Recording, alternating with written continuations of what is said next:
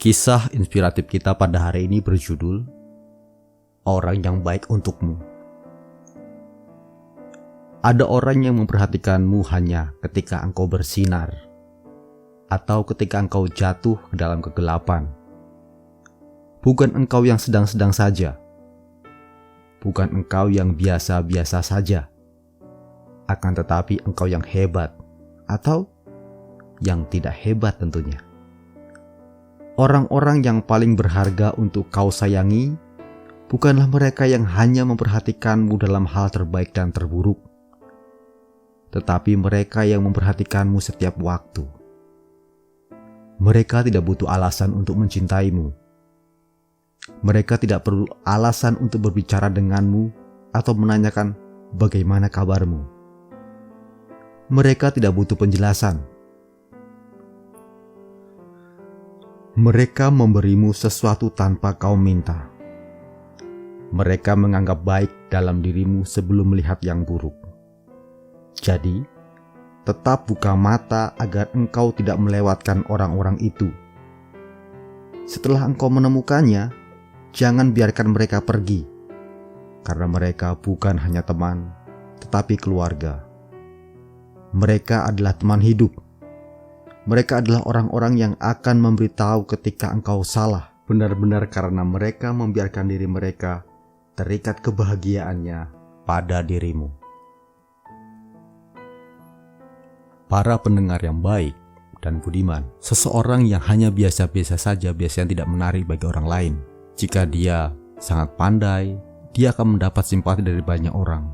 Banyak orang senang untuk dekat dengan dia. Seseorang yang memiliki karakter nakal atau jahat juga mungkin terkenal karena kejahatannya. Tetapi juga sepertinya aneh jika kita sendiri hidup hanya menyukai pasangan yang cantik, baik, padahal pasangan kita tidak seperti itu. Pasangan kita adalah orang yang biasa-biasa saja. Atau kita hanya menyayangi anak yang pandai, tetapi anak yang bodoh tidak kita perhatikan. Tidak seperti itu. Orang yang berharga untuk kita perhatikan adalah orang yang sungguh-sungguh ada di sekitar kita. Untuk kita ketahui bahwa kita tidak mempunyai alasan untuk mencintai orang-orang itu. Misalnya seperti ini, aku mencintaimu karena engkau kaya. Aku jatuh cinta padamu karena engkau baik. Aku jatuh cinta padamu karena engkau. Tidak. Ada baiknya kita belajar untuk mencintai seseorang tanpa suatu alasan, tetapi karena jujur kita mencintainya. Karena jika kamu mencintai seseorang karena dia cantik, bagaimana jika suatu saat atau 10 tahun mendatang atau 20 tahun mendatang kecantikannya hilang? Apakah engkau akan tetap mencintainya? Mungkin kata yang lebih tepat adalah karena aku mencintaimu, maka engkau menjadi lebih cantik dalam hidupku. Kita tidak butuh alasan untuk melakukan sesuatu yang kita lakukan untuk orang yang kita sayangi. Benar, jika kita mempunyai anak, kita menyayangi anak, kemudian kita melakukannya hanya mencari uang hanya untuk supaya kamu sekolah, supaya kamu itu tidak. Orang jahat pun melakukan itu. Para penjahat, para pembunuh pun melakukan itu. Kita yang biasa-biasa saja, kita hendaknya melakukan sesuatu ya karena dia anak saya. Saya bertanggung jawab atas segala kehidupannya. Kadangkala pasangan yang kita cinta juga mencintai kita tanpa alasan, bukan karena saya tampan, saya cantik, ganteng, rupawan, kaya dan sebagainya. Karena mereka sungguh-sungguh mencintai kita tanpa alasan dan kita harus menghargai itu. Mereka menganggap sesuatu yang baik dalam diri kita dan kita harus mempertahankan itu. Jangan ketika orang mempercayai kita, orang memberi kita pinjaman, memberi kita hutangan, tetapi kita malah menyepelekan dia setelah ketika dia meminta, kita marah-marah. Tidak, mereka meminjamkannya karena mereka pernah berada dalam situasi yang sulit. Dan mereka menghargai kita sebagai temannya. Kita harus menjaga kepercayaan itu. Setelah kita mendapatkan teman-teman yang baik, setelah mendapatkan orang-orang yang memperhatikan kita, jangan serta-merta kita melepaskan begitu saja. Kita menganggap mereka nggak berharga. Sudahlah, karena tujuan saya sudah tercapai. Sudah, selamat tinggal. Percaya atau tidak bahwa mereka adalah keluarga kita. Lebih dari teman, mereka adalah keluarga, mereka adalah sahabat terdekat, dan kita harus menjaganya. Kita mempertahankan apa yang sudah ada. Karena apa? Karena tidak semua orang memiliki kepedulian terhadap kita.